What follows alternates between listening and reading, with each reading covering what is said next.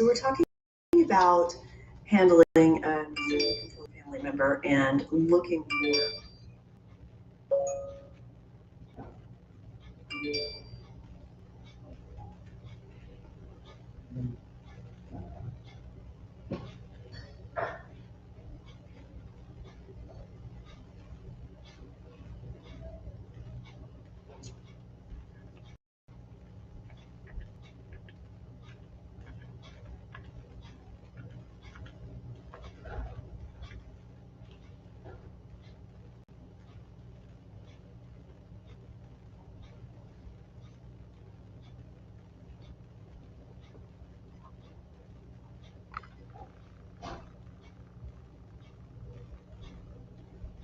Hello, everybody. Good evening. This is Dr. Rao, starting my room on the Saturday evening, 7 o'clock, on Docs and Burnout and the Clubhouse, and on the Wisdom, and also YouTube, LinkedIn, Facebook, and Facebook groups. I hope you're all doing well. So I've been working on some themes this week. One of them was simple living and higher thinking.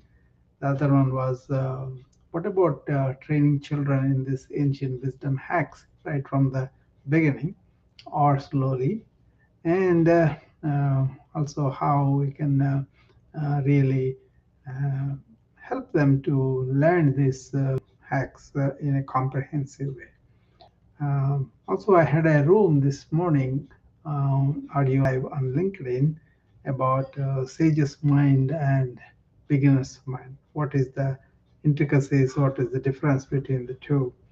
Thereby, we can really understand the need for that kind of states of mind um, in this era of information age, and also the brain fog and not able to stop thinking, and chatterbox, scattered thinking, decreased attention span, focus, and concentration, and all that. The topic of sage's mind versus beginner's mind came to me because I find lots of times people are very knowledgeable, have a lot of information at their beck and call because of the information age. And lots of people have developed such amount of knowledge. They may have this attitude, I don't need to learn anymore, or I don't need to be open to anything. That's the one. But the real sage's mind is where they don't go into the past and the future, but they deal with what is in front of them. That's okay. But also having this curiosity, inquiry mind to really allow new things. That is what is the beginner's mind we're talking about.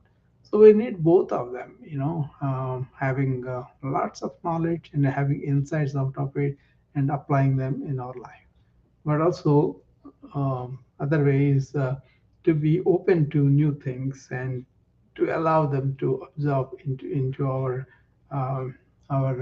mind easily. Okay, that is when we are curious, we are really inquiring into things, and also um, keep our mind open, right? That we all know. But these two sets of minds really help us with information overload, brain fog, headaches, insomnia, and all that resulting from the information overload. Okay, that's something I have been warning my colleagues, doctors and nurses, because we are exposed to a lot of data through the EMR. It's not necessarily bad, but we have to understand how to manage that overload. Um, if you're putting some audit of what we're doing and stopping things. Hi, Janet, come on up. So that's something we have been. Uh, Hello, Janet, how are you? Good. How are I'm good. I think your audio is a little breaking. So, uh, you?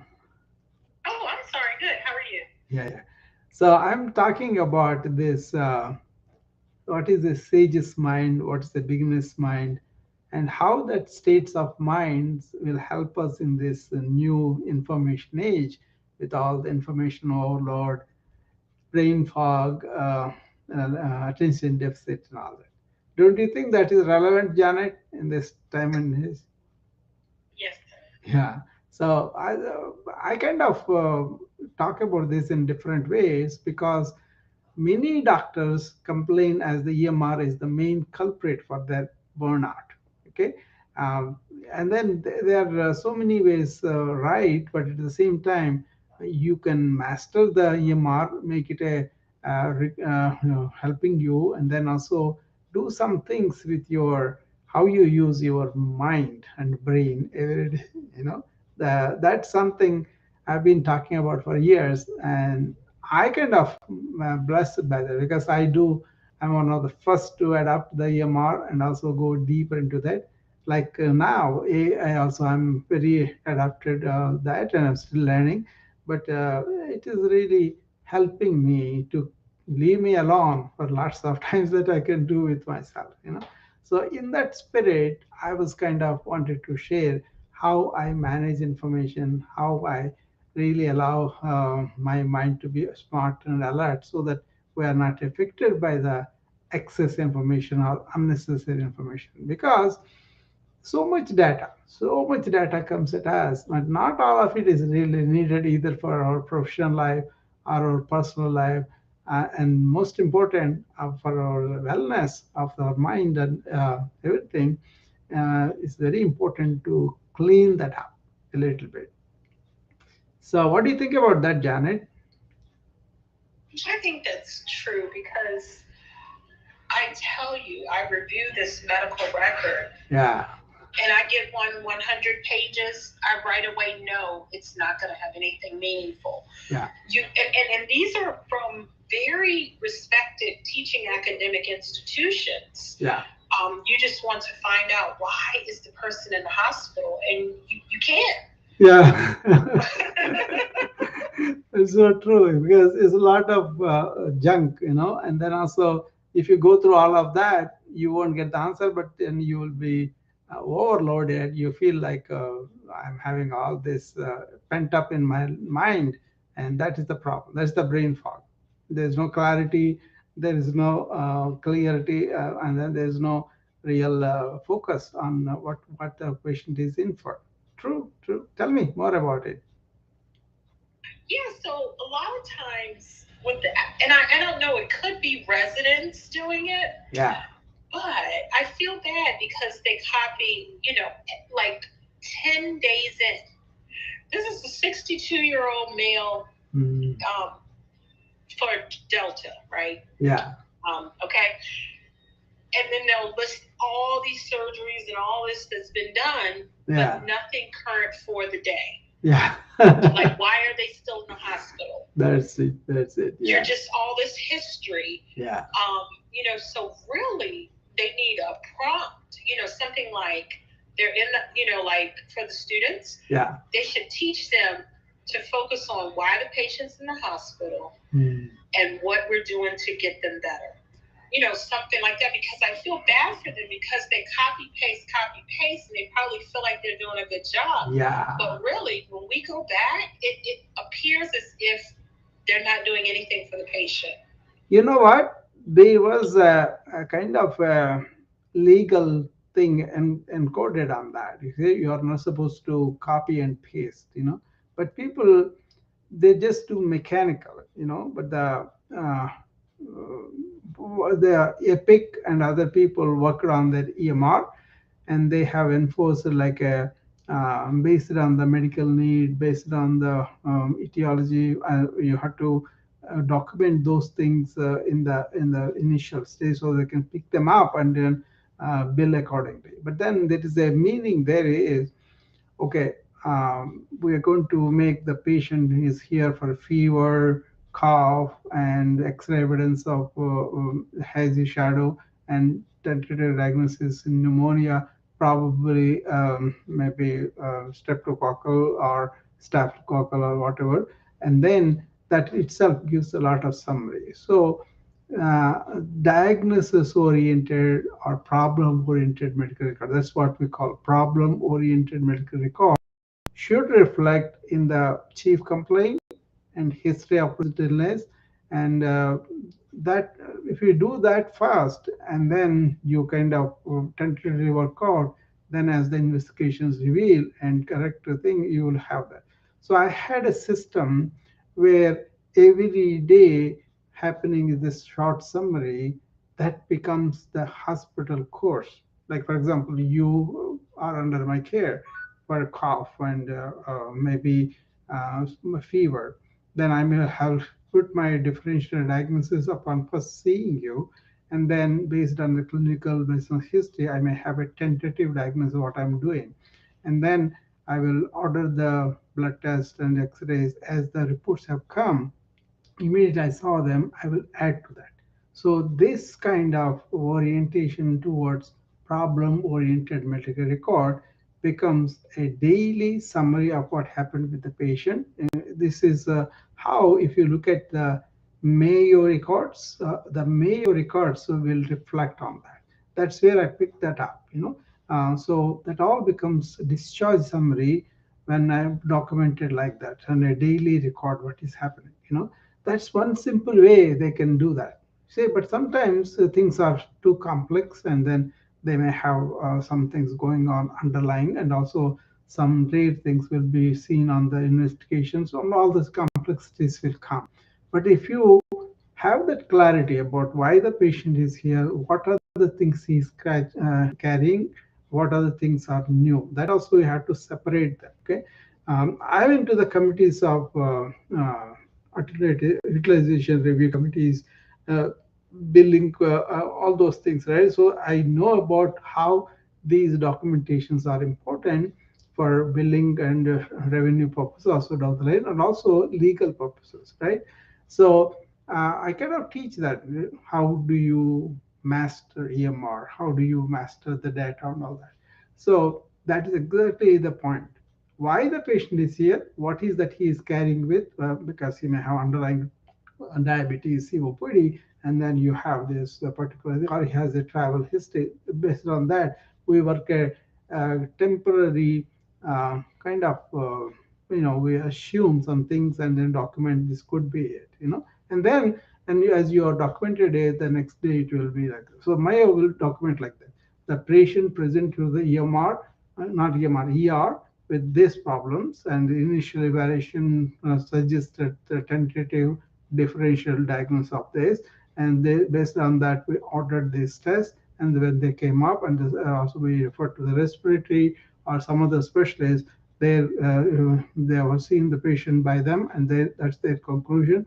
That is the commonsensical way of putting things, so that if somebody comes and look at your assessment and treatment, immediately this is the assessment, from that they are treating this, and then they changed it because the cultures revealed something, or CAT scan revealed some mass or something like that. Does that make sense to you, Janet?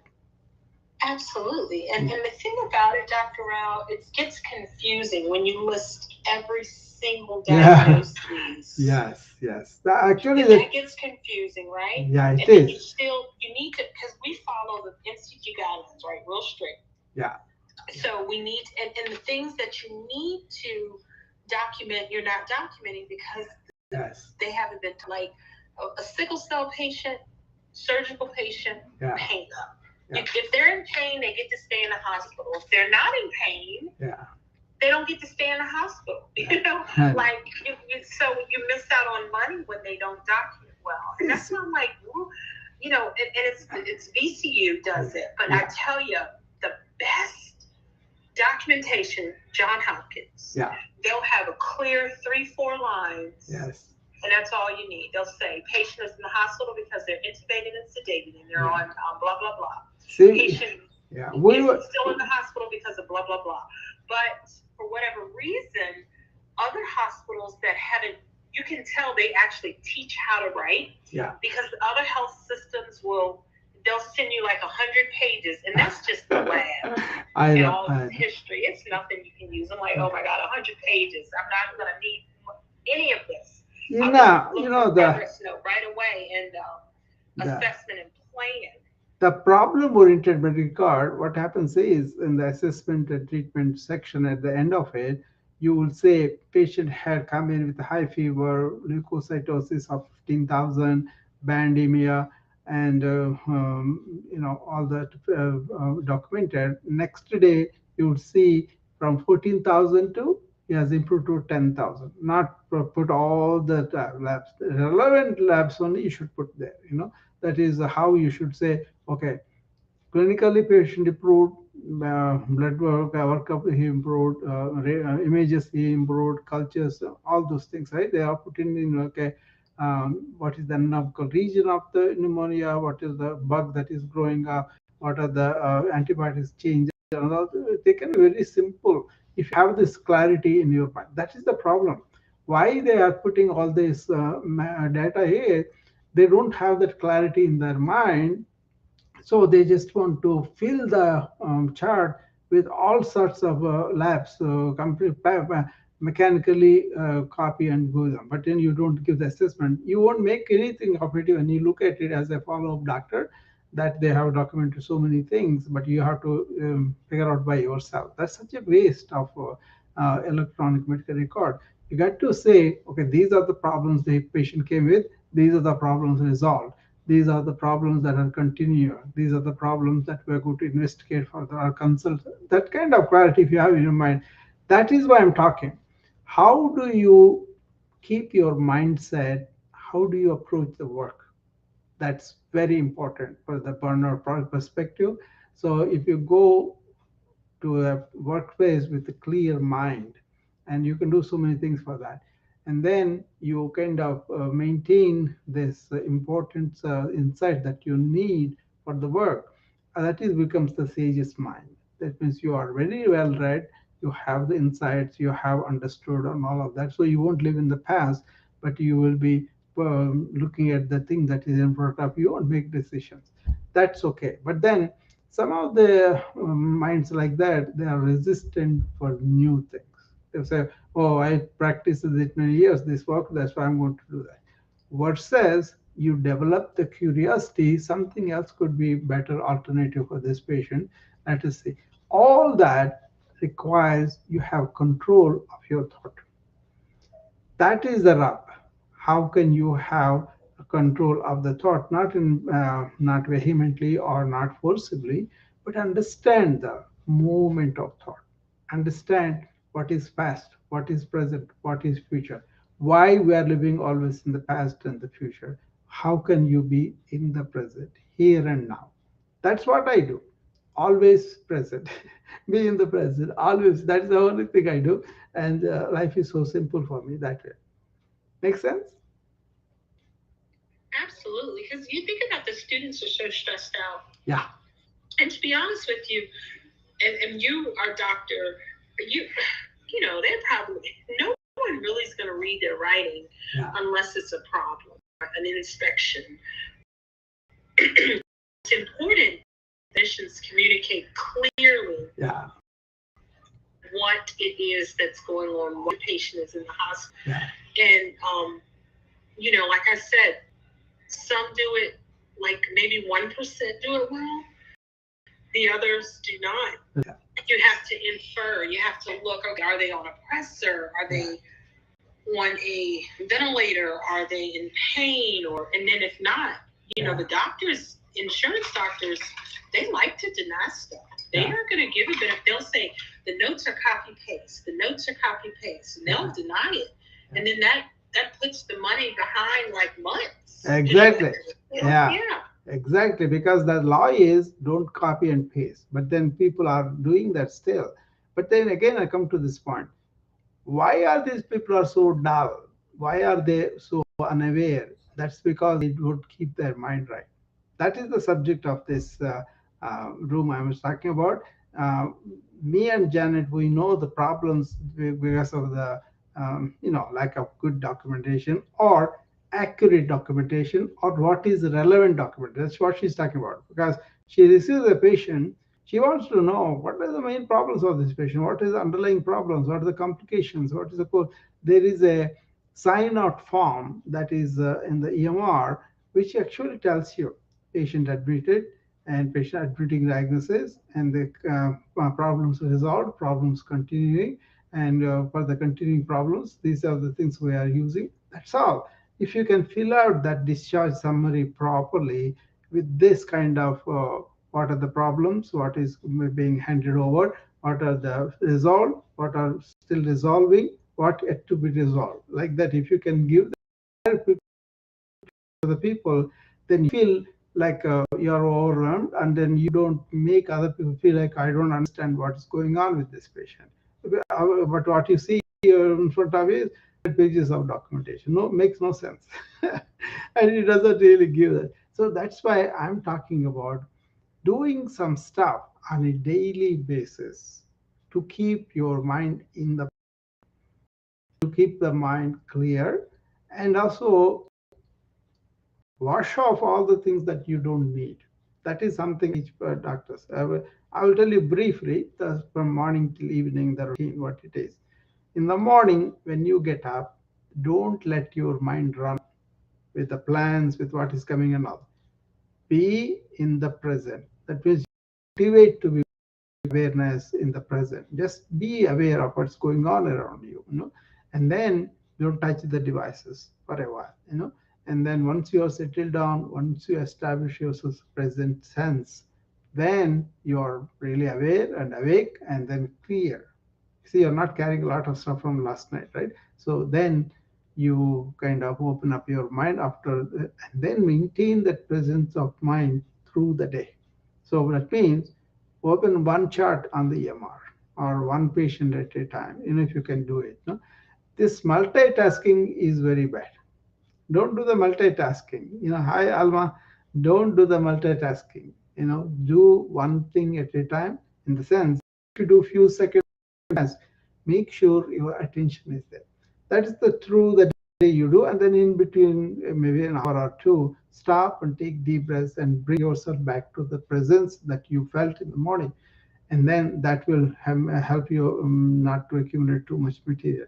And most important is at the end of the day, before you retire, clean your mind of all the unnecessary things. And if they're important things, put them on the mind and also forget them for the night. So this is something I'm preaching here really, because that's something that I do, and I come with a lot of clarity, and I've been able to dump a lot of my emotional reactions and a lot of my conclusions or prejudices and all that. When I reflect, I could see them, and that helps me to personally grow also. So that's what I was saying, Janet. Any comment on that? Yeah, another thing I do is I tell the nurses to develop a routine that is positive, because they will have an emotional reaction. Yeah. But if they're able to pull themselves back with the routine of good habits that they taught and learned and reinforced, yeah, then that also keeps them on track. They have to have a plan and a routine. Yeah. With knowledge. Very important, because once you are in the positive frame, you're always keeping the mind like that. Otherwise, mind will go on to all sorts of negatives and all. Hi, Alma. How are you?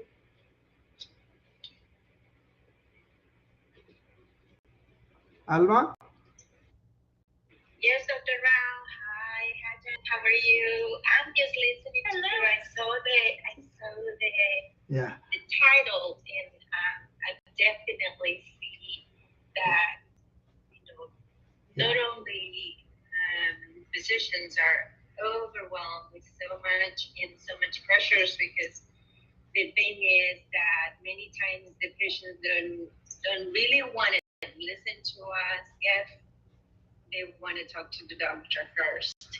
And then the physicians are having these many patients to see and to come up with a plan and update all the plans. And then on top of that, families wanted to talk to them mostly. So it become pretty intense for them, because it's just overwhelming. And then all the regulations for charting and all of that make it really harder. So I always wonder, how do they decompress and how do they get some grace to themselves? Because to be honest with you, that's the hardest thing. Yeah, very good. Yeah. You see, this is the article I pinned up there that I wrote in the LinkedIn a couple of days ago. I was introducing people to understand that the mind is not there, but the states of minds are there, and mostly this is how you understand thought, understand awareness, and then don't let the thought dominate you. See, that's where we become chatterboxes or we scattered minds and all that. That is, I see lots of times with other doctors is they let too many things stay in their mind without having any discipline, any particular way to deal with it. If you ask yourself, do you have moments of silence or solitude of mind? If not, cultivate. I also made a video on this 3 minutes of solitude of mind that you can do by sitting down, focusing on the breath and focusing on the thoughts and then following them and then change them from negative to positive. That's the summary, but actually, if you see the video, that will be helpful for you to really, go and do that. I recommend that because we constantly whip the mind with allowing a lot of stimuli from outside, a lot of data from, we have to read them, some of it, but then we never take care of on a daily basis how we calm this mind. How can you really, I understand, how can we allow this data to be positive but not negative impact on our mind? That's what I'm talking about all the time. Make sense? For sure. Yeah. So that's the purpose of it. And then if I have any questions on that, or you can seek your own personal habits, personal way. That's what I'm saying. I'm always in the present. It took some time to do that, but then now I'm in the present all the time because to be in the present is the life for me. Anything else is in my head. If I'm in the past, then I'm living there. I don't have problem about recollecting insights that we had from the past, learn them. That's the wisdom, right? Then we can use it. But living in the past means something happened, somebody said something, we got hurt, but we don't let that go. And then the moment somebody says, we go and live it and feel bad about it. That is the problem, right? The same thing about keeping up some imaginary goals or something that's not there yet, but then just having some destination and a plan for it. But when you are executing the plan after the brainstorm, are you completely with it? That's my question. If you are not, cultivate that, then see what happens to you. Then you'll be able to pay more attention. Then you are not wasting your energy on unnecessary too much thinking. That's the point. If you can do that every day, where you are not wasting your energy with lots of things, then it will be much easier. So there are people here on the wisdom also. Okay. I see Levi, Reggie Ward, Andrew Johnson, Cass, and Coolio, and J. Jones. Okay. Can come up if they want to.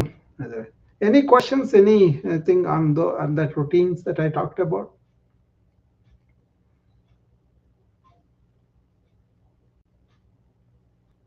No, thank you. I'm gonna have to listen to the replays, Dr. Rao, because I was late. Yeah. Yes, thank you very much. Yeah, but the routine is very important. Let me elaborate on that. Let's say that I will give you a routine. This is from the very ancient text, but whatever thousands of years ago. That's the thing. There's important thing.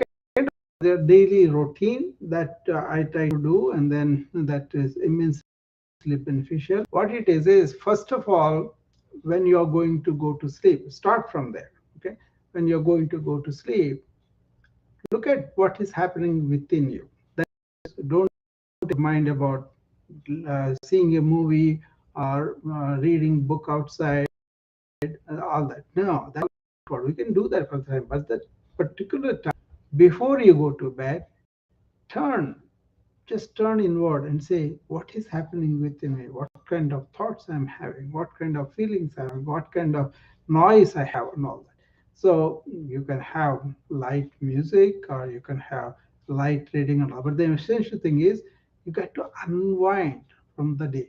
People are not doing that anymore. They are continuously stimulating themselves and they go fall asleep, which is not good. It's not good. So keep the devices shut off half an hour before you go to sleep, and that half an hour you use this routine of unwinding yourself, and also make sure that you are sleeping on positivity, something that happened during the day. Maybe a friend came, or maybe you have accomplished some projects that you envisioned for you, or maybe you are kind to some people. Anything positive that you have done, you have experienced, and all that, recall that, live that, right? That's what it is, then as you sleep on the positive, make sure you are sleeping adequate hours. Some people maybe 4 hours, 6 hours, whatever, but that should be deep sleep. Make sure that means you are not having lots of dreams and all that. Then it will be that there's a particular routine for that. But at least for that part, okay, you are sleeping positive. That's one. Number two is you are sleeping really deep, right? Then when you wake up first thing in the morning, what you do is if you allow your body the clock work properly, then you go to the bathroom and have a good bowel movement. That's the third one. And then as you come out of the bathroom, take your weight. Make sure that the weight is maintained range. Right? That's another principle. And then you kind of take a walk or exercise, so outward, and then expose your skin to the sun. Okay. And one of the very interesting that they pointed out was absence of laziness. Okay, don't be lazy and go to bed and be comfortable about it. Absence of laziness. And then once you have walked, once you have exposed your skin to the sun, and you come and have a good appetite and have a good, very vitally nutrient rich breakfast. That's a good way of doing it. If you have good appetite at the time and have that, then the whole day will be taken care of better, right? So again, the content of the diet and all. But basically, positive thoughts before sleep and deep sleep and good bowel movement and no absence of laziness, taking the weight, walking and exposing yourselves to the sun, and then coming and having a hearty breakfast. These are the things that you do.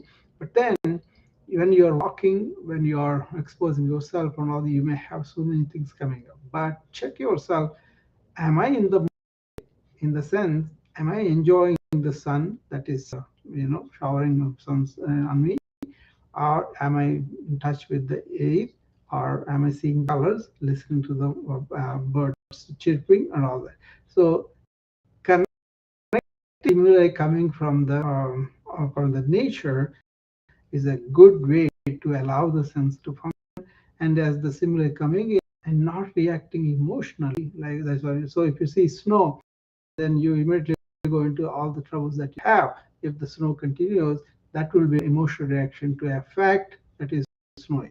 Okay, so this kind of being in the present, people don't practice. Okay, once you do that, then go back to work and make sure that you have some functional fitness, in the sense you are walking, you are not sitting, you are doing some office yoga or office whatever you can do, you can do that. And every 1 hour, stop your thoughts. And the best way is just to close your eyes, if need be in the bathroom, and then sit down with the spine erect and take deep breaths for a 1 minute. When you take the deep breaths, don't let the mind wander. Just to stay with that. Then it will be progressively easier to be in the present. Then you'll be coming home after all the work is done in attention. Then you will carry less from the work home, right? And then you want to clear the mind before you sleep. So put them to sleep before half an hour, right? And then don't wake them up half an hour after you wake up, then only wake them up. So you clean the mind with the reviewing all that happened and dumping all that and going to sleep in a positive thought. That's a simple routine I gave you, but there are so many intricacies, complications with each person's background, conditions, and how they were conditioned by their culture, by their knowledge, whatever, right? But the sage's mind really means a silent mind. You know, that is very, very blissful, serene, and happy. That I enjoy. That's why I always talk about that. So it's not about doing a lot of thinking, but it's doing very intense, highly focused thinking, and rest of the time you are having a silence. Is that too much, or does it make sense?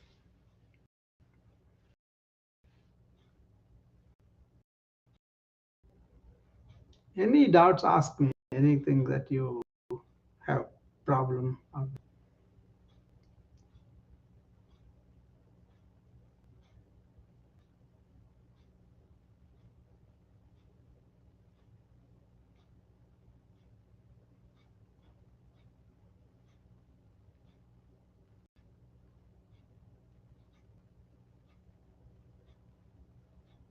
Okay, that article I put in there.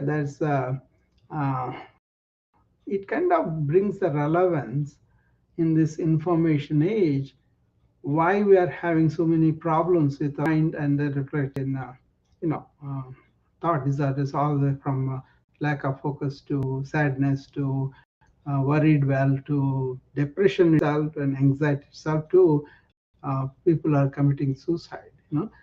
This thought is such that if you build it on positive background, it will be positive. But if you allow the negativity to go deeper and deeper, that will be negative in the sense of anxiety or depression and all that, right? Many people know the sense of joy, sense of really appreciating what is abundant in their life, you know. And the moment you think about that I have this qualities, I have this, all not the egotistical thing, but just be appreciative of what is the abundance in you, that grows. And that itself coming with contentment and satisfaction and gratefulness for what you have does miracles on the cellular chemistry with good hormones and all that, and happiness hormones and all that.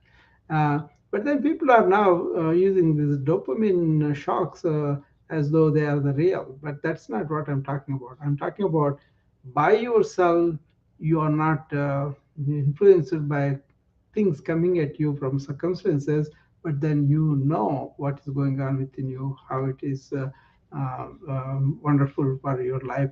So all those things that you appreciate, that will really help you a lot. So, hi, Sonia. So, so I think I repeated this routine so many times. I hope you won't find it boring. Hi, Sonia. How are you?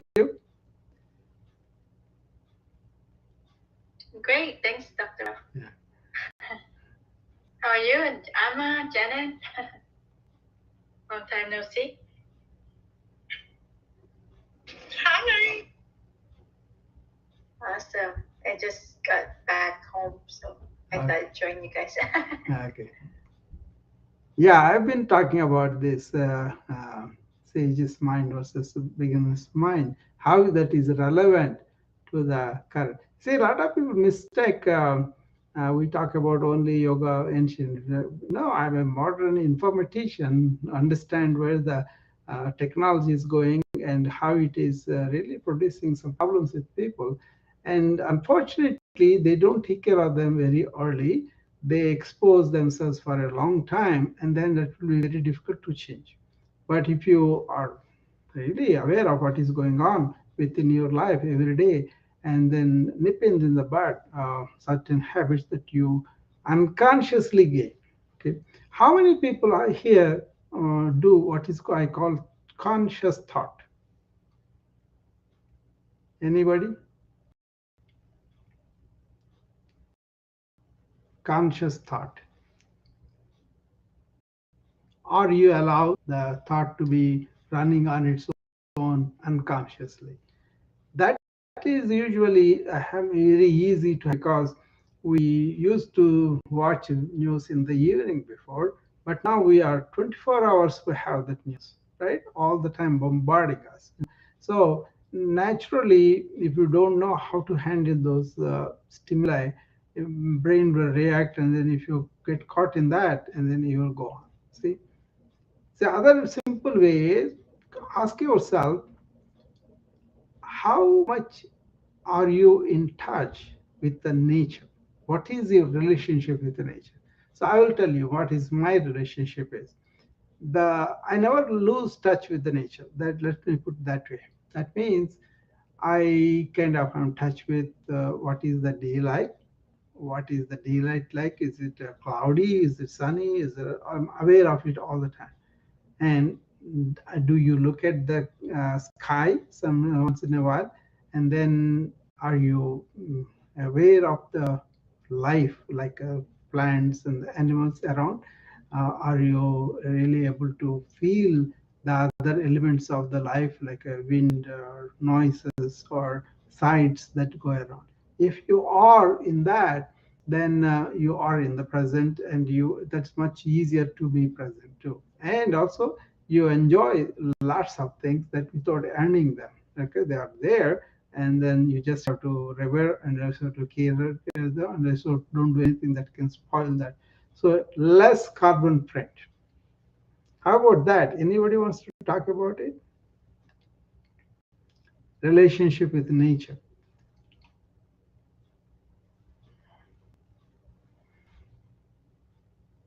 Just tell me what your relationship is. There's nothing judgmental here.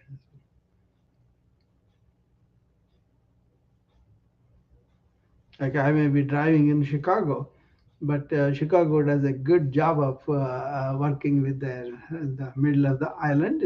Lots of flowers, lots of, especially this time of the year. So I never miss the variety of flowers, the variety of greens that they do, and also they have these roof gardens. Lots of buildings in the downtown. They have these roof gardens. If you should go and visit them, they take a lot of care of them, and if you are flying over them, you can see the greenery. They're adopting more and more because that's one of the measures they want to do to help the ecology. Okay, the good environment. So like that, you can go any place. We go to the north side lots of times, and if you go a little beyond Evanston, you run into very green raw suburbs, right? And then they have these forest preserves, which are vast areas of, there may be some playgrounds, but then there are so many places that you can do a picnic and all that, and they are really all over the place. And once you go there, you are in the middle of a lot of wooded areas, so you can walk and then you can appreciate. By the way, when you walk in the like a forest or the wooded area, you have some chemical benefits also that can happen because you kind of swallow some of the phytoids that the plants do. I made a couple of videos on the forest bathing. That's one of the newest therapies that we propose for the people who are burning out. It doesn't have to be doctors only, anybody. They bring them back and then allow them to go and shut that noise in the mind by connecting with the nature.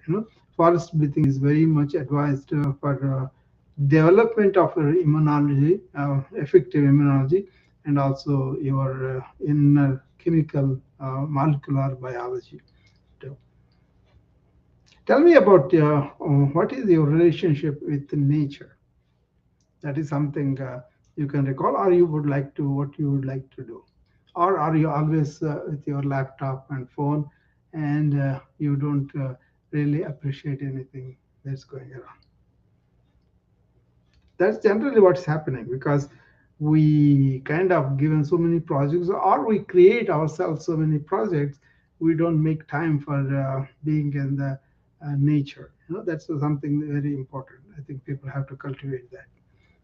You will be connected even if you are living in a wintry place like Chicago. But the thing I like here is the seasons change. So we enjoy this kind of summer for us right now, and then later on the fall leaves and all that, and then we enjoy the white, the snow and ice too. So it only depends upon looking at it and then enjoying it as it presents. But I'm also aware of the problems what we are doing with the earth and all of that too. But then we may have missed the bus. I think we are already damaged the earth so much, and then it's going downhill. So we can see all those terrible storms and earth, everything that's happening. Uh, Scientists predicted this 20, 30 years ago. They have been warning every year with more warnings, but these people did not listen, the policymakers. And the people also, many of them are unaware of what's going on around them. So enjoy as it lasts right now. It may not be easy. See, the summers, they have become very, very hot all over. That is going to worse.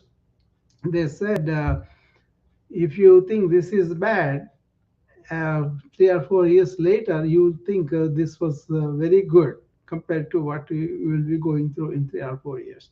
So you can expect a lot of bad weather, and unless you know how to deal with it, it is going to be very, very big suffering for a lot of people.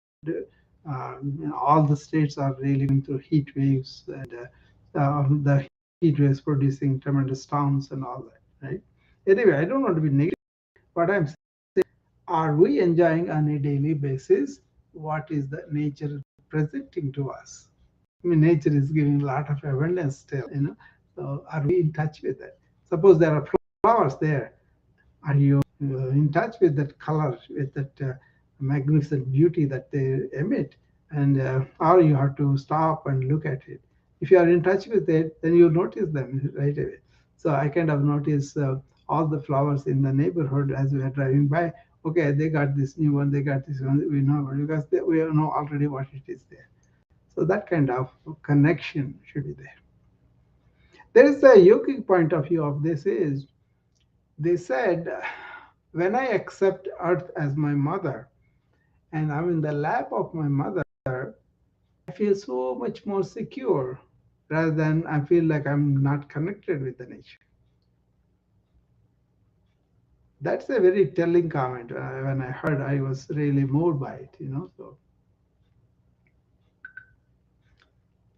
somebody Yeah, talked. I got a membership to a botanical gardens, Okay. so I could enjoy the nature, and that helps a lot. Being Yeah. able to, intentionally walk, and because safety is an issue too. Yeah. I wanted to make sure the walk was safe, not just from muggers, but cars too. Yeah. Sure. Sure. I don't Yeah. want to get hit by a car. So yeah, the safety, the Yeah. botanical gardens is so pretty. Yeah. It's such a beautiful walk. Yeah, that's the opportunities are there for us in Manhattan, in the middle of the so many buildings. There will be some kind of flowers or some kind of landscaping and all that. But otherwise, a cement jungle we call it. But there's still I found a lot of life. When I was in New York, I was there for 5 years. So we used to go to Manhattan for shopping and all that. They were careful about it, but if you only look for it, it is always there. Some kind of attention. See, many of the uh, yogic sciences teach you this. If you are in awareness and bring the awareness to the front and push the thought behind, then you will be living in the present. You will be in touch with what is going on. But many of the people think, oh, intellect is everything, and then they let it run amok. That is the problem. You have to keep the intellect also quiet sometimes, then it will work much better. So you can have intellect, but don't be the run by it. So, yeah, Sanya, you were going to say something?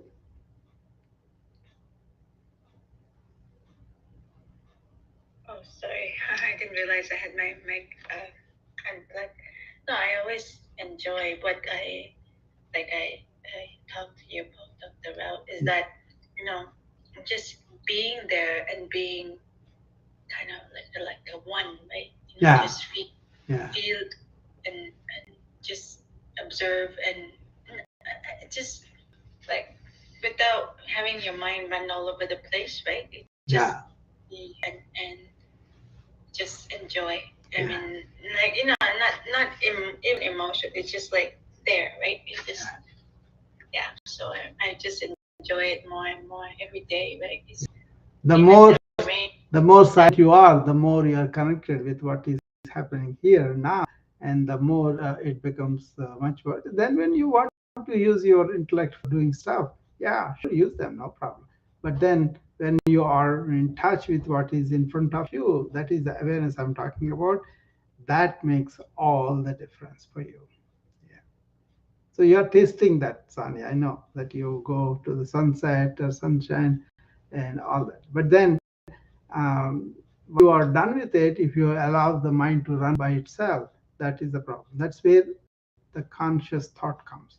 That means you deliberately bring in the thought to think about it. You may have some creative thought where you allow it to go deeper and deeper. Even then, you will find you have been working at a problem for a while and you don't have a solution. You shut it down and go take a break, take a coffee or a shower or whatever, then suddenly it comes out of it. So many of the creative things happen when your superficial mind, chartered mind, calms down. That's why the solitude of mind is a separate quality that you can cultivate. It is there, but you are overwhelming it with the constant chatter. That's all. Attend to the chatter, don't allow it. And when you are really working really deep, then you will be in flow. That means you are working with a silent. That's where you work a lot in flow, but you don't tired because you are expecting in thought. Get it?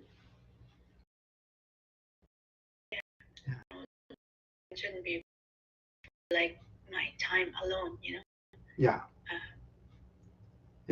Spending Yeah. ourselves is very important. Yeah. Once we understand that, actually, that is a higher form of meditation when you are stationed in your true nature and the thought is a quiet slave. You can use it when you want it and you can keep it quiet. It's not that big deal. The important thing is don't try to do it. Just be yourself. That's a lesson. So for the doctors in burnout room, this is what I wanted to bring out. There are two states of mind you can cultivate. One is the sage's mind, where you have, most of the sages are. It's not like a real sage we're talking about. We're talking about modern mind that is learning a lot, accumulated a lot of knowledge and expertise, techniques, and all those skills and all that, right? Those people may not want to learn something new. That's the problem with it. Otherwise, the more you go into it, the more you work hard, the more you gain insights. And you are like a sage's mind means you have at the top of that mind, and then you go. But the real sages don't have the mind. They kind of understood, they transcended. That's not what I'm talking about the modern life. I'm talking about how to really understand that epitome of working of intellect and also role of silence in that. But being curious, being inquisitive, being inquiry about new things, that's very important for people, right? So what happens is in the beginner's mind, you are so silent, you're so calm, you can invite new things very easily. You're open, not even invite, you're open to receive the new insights. So we need to have the sage's mind mentality and also the beginner's mind.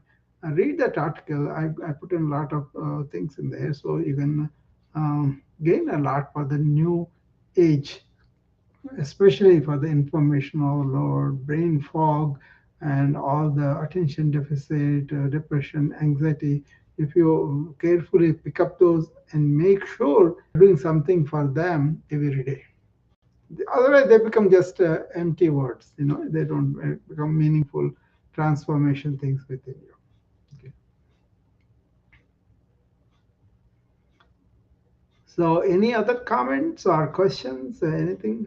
Nazali, you have been coming here. So, if you have any question, come up and ask me. She does that usually.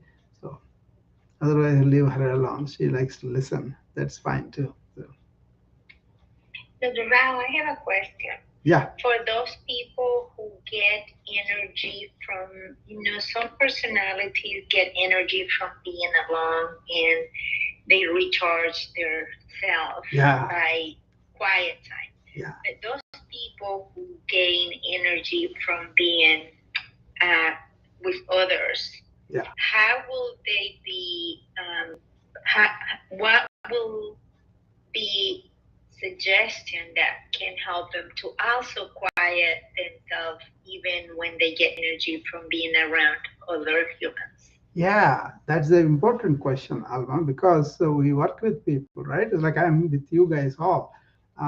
When you pose me questions, you query me, or you express your opinions and all that, then immediately the past accumulated, that is the sage's mind, that is there within me, that things I know this, I know better alternatives, I am the authority, whatever that is stimulated, it goes by its own way because it is already conditioned, right? Versus is, let me be quiet and let me listen to what Alma is asking, then I can receive you better. Okay, so it's a kind of what I call about availability intellectually, emotionally to other people by calming ourselves. This is where you're required to spend time with yourself, because when you are with yourself, you kind of reinforce this within you. That's in the present, in the moment to moment awareness, you will be in that, right? And then that's where all the mindfulness meditation practices and all of that. But then when you are more watchful, when you are with other people, you don't want to argue with them, you don't want to deny them the opportunity to express themselves, you don't want to force them or overwhelm them, but rather you are working on yourself in that moment. Suppose Sanya is saying something to me, I'm listening, but at the same time, I don't have to have this other thinking about, oh, she's doing that, this, any opinion, any prejudice, anything like that, right? That is happening within you. You should be sensitive to that. That's why you got to learn to slow the thought. Then you will be able to see these things. How do you slow the thought? Deep breathing. Practice deep breathing as much as possible. That's the single most thing I will tell you. And as Alma said, she may be okay when she's by herself. She's kind of being quiet and doing all that. But then when she comes into the middle of people, the reactivity happens. What I'm saying is, let the reactivity happen, but you be aware of it. Immediately, the reactivity goes down. And then slowly, you won't be reacting that much. The reflection also helps you to see, okay, somebody said something, I'm reacting so vehemently. Who is that reacting? Is that ego that is a false image? Then slowly that intensity of reaction or rapidity of reaction will go down. That's within you. So only what you are not doing is you are not stopping and then pausing the reactivity rather than getting caught in the reactivity and getting carried away. This is what happens with the emotional reactions. That's why you got to review them. It's not a crime to feel like that. But what are you doing after they happen? Go and reflect, go and learn from it, and go and next time the situation comes, you will notice you are reacting much less. Is that clear, Alma?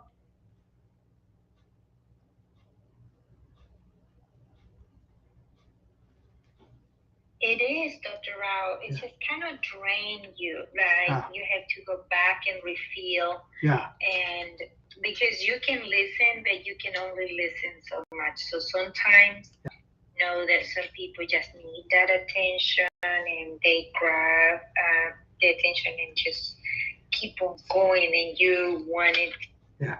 See, I more to have the this. point, and let's move along. I have these young girls in the clinic, so usually we recruit young people as they come, they stay 2 to 6 years and they go, then we hire, right? So one of the things I noticed was they take to heart whatever that happens or from the patient something statement or somebody on the phone rude and all that. They take it so hard for themselves. So I taught them if the unsatisfied patient comes to the window and then he starts shouting about some service is not done well, and I call them the kind of agitated people. They come. Don't get caught in the reaction of agitated yourself too with them. You calm down and then see what happens to them. They usually maybe they fire a couple of minutes and then when they see that we are calm, they calm. This is actually a public relations skill I teach these young kids, where they say you are a professional, you are here to serve the patient. So if the patient comes, he is always right. First, assume that, and then give him time to vent his anger. Don't anger with him, but just try to understand him. Then they understood that what it finally happens. Many situations all, and also these people don't have to spend energy in that reaction. This is the same thing happens on the cars. People are rage, road rage, and everywhere. Or one bad habit I see is people think they shout, they are more effective. When you are getting angry, shouting, it also affects your chemistry. Remember that. So it's like an ancient thing we learned about your own anger will deplete you. Your own reactions will deplete you. So I'm talking about identifying that negativity and replacing with the positivity. And that initially it's very difficult. But then as you do this routine every day, see, the times I said are very important. After you get up in the morning, and also before you go to bed, unwind. Unwind means not only physically rest but also mentally clear it up, then emotionally clear it up, then you go to bed, your system will be much more enhanced by the morning. So I think I was able to convey a couple of points. Basically, information overload and related problems are real. People are suffering from them. So learn about these two states of minds I described in the article, and learn how to have a day from what I do. I told you, and then maybe you have to go into your own history that a little bit different. Everybody is different, so we change according to the people's. Mentality, people's understanding, people's reactivity, so many things are there. Many people have intellectual IQ, right? That is there, but then many few people have emotional quotient, and very, very, very few have spiritual quotient. Once you have the spiritual quotient, that will enhance your emotional intelligence, that will enhance your general inquisitive, want to know, curious, wonderment, intellectual, and less of arguing, okay, this is right, everything else is bad. You won't do that because you will constantly discovering something new that makes you feel humble. Okay, I still have so much to learn.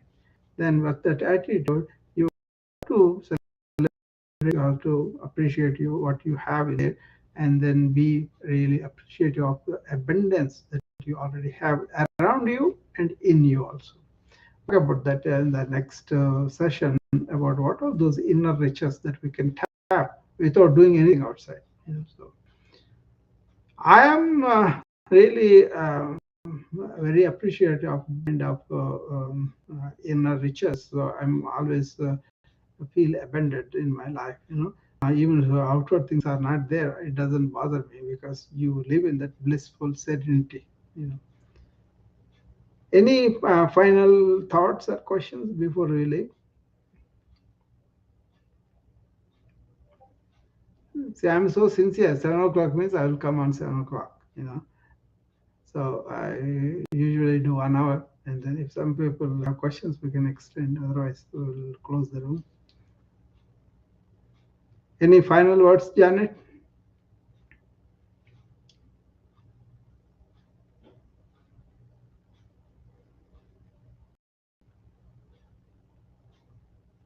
Alba?